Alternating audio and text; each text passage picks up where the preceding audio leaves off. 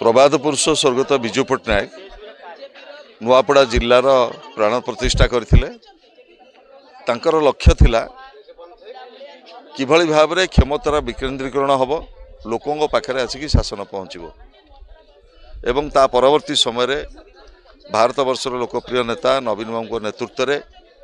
नुआपड़ा जिलार सामग्रिक विकास होइछि। शिक्षा, स्वास्थ्य, जलसेचन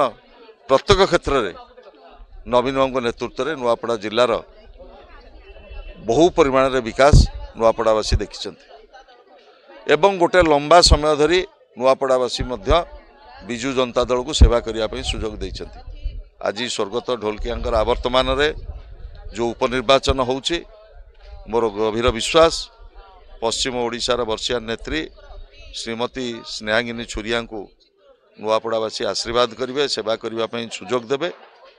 एवं नुआपड़ावासी जो भोट खंडिक देवे शंख चिन्ह से भोट खंडिक स्नेहांगिनी छुरिया पाखक जीवनी, से भोट खंडिक जीव भारत वर्षर लोकप्रिय नेता नवीन बाबू पाखक एवं एठी गणतंत्र को कंठरोध करने जो चेष्टा चली डबल इंजिन सरकार तरफ तार जवाब नुआपड़ावासी देवे।